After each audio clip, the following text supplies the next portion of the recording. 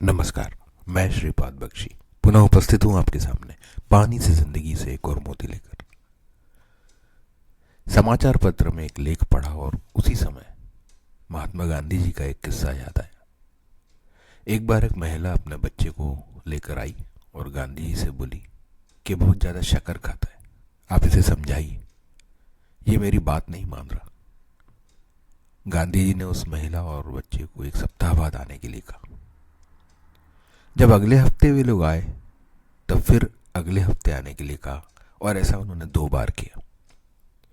उसके बाद जब वे लोग आए तब गांधी जी ने उस बच्चे से थोड़ी बात की और उससे कहा कि वह शक्कर खाना छोड़ दे। वो महिला बोली कि महात्मा जी, आप यह बात तो सबसे पहले दिन ही कर सकते थे। तब गांधी जी बोले, नहीं, उस समय मैं भी बहुत शक्कर खाता था। क्योंकि इस बच्चे को मुझे शक्कर खाने से मना करना था, इसलिए मैंने स्वयं यह आदत छोड़ी और फिर इस बच्चे से छोड़ने के लिए कह रहा हूं। अब उस लेख की बात करते हैं जिसको पढ़कर एक किस्सा याद आया। लेख है वरिष्ठ नागरिकों द्वारा स्क्रीन अर्थात टीवी, मोबाइल इत्यादि पर बिताए जा रहे बढ़ते समय के बारे में। यदि पहले कुछ आंकड़ों की बात करें तो आज हमारी जनसंख्या के 12% लोग 60 वर्ष से ऊपर है, जो वर्ष 2050 तक 19% हो जाएंगे।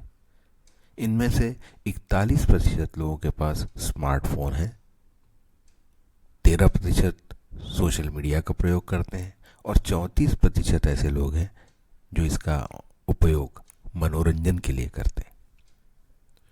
ये लेख कुछ अलग इसलिए लगा क्योंकि विषय तो वही है, परंतु आज तक सभी लेख बच्चों और युवाओं पर केंद्रित थे, जो स्वाभाविक ही था, क्योंकि बच्चों और युवाओं को कुछ अधिक सार्थक करना अपेक्षित है, इसलिए चिंता उनके लिए ज्यादा रहती है। जब बात बुजुर्गों की आती है तब यह मान लिया जाता है कि उन्हें सही गलत के बारे में समझ है और चूंकि उनके लिए एक समय काटने के लिए सहायक और मनोरंजन का साधन है, ऐसा करने में गलत ही क्या है। परंतु वास्तविकता कुछ अलग है। यूट्यूब पर जो भी आ रहा है वह सही है।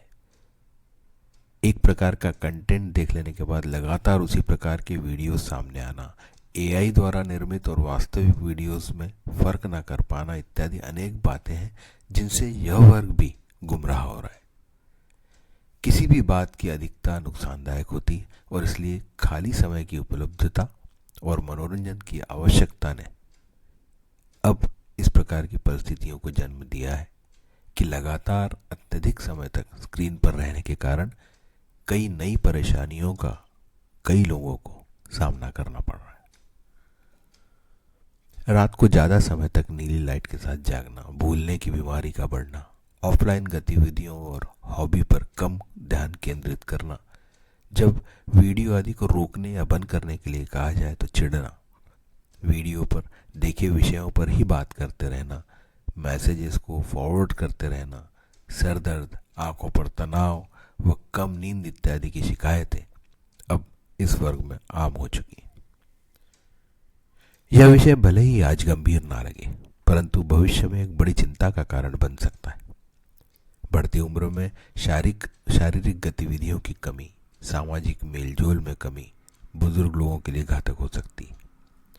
युवा वर्ग और बच्चे भी इन्हीं कारणों से अकेला महसूस भी करते हैं और दुर्भाग्य से उन्हें वह अच्छा भी लगने लगा है।